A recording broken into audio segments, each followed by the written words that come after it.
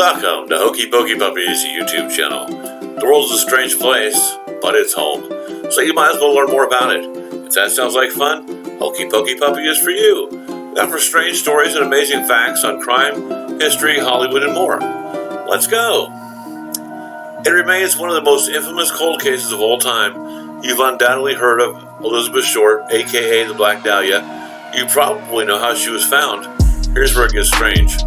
In the early morning hours of January 15, 1947, Mrs. Betty Bursinger was walking with her daughter when she found Elizabeth Short's body in a vacant lot at 3825 South Norton Street, Los Angeles.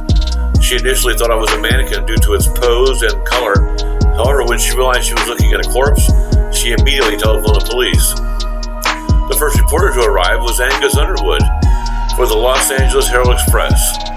Despite her capable background, Underwood was abruptly taken from the case not once but twice and promoted to editor of the paper's city desk to keep her happy. Elizabeth Short's horrific murder so electrified the press.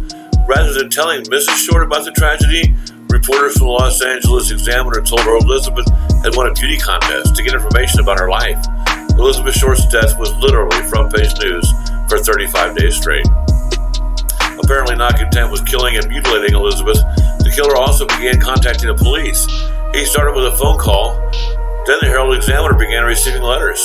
Some were cut and paste, but others were handwritten. They received many of Short's documents and effects. Law enforcement officers couldn't get any fingerprints off of it or positively identify the handwriting. The letters, similar to those of the Zodiac Killer, were not lost on Steve Adele.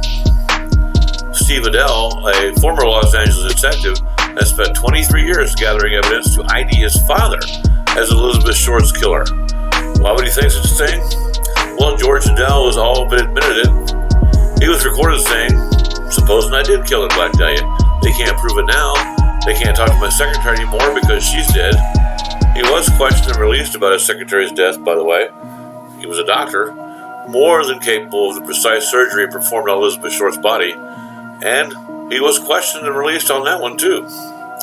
The investigation was cloudy enough even before City Councilman Lloyd G. Davis offered a $10,000 reward on any information on the killer. Over $100,000 in today's currency. Law enforcement ended up with more than 150 potential suspects and more than 500 confessions. It remains one of the most infamous cold cases of all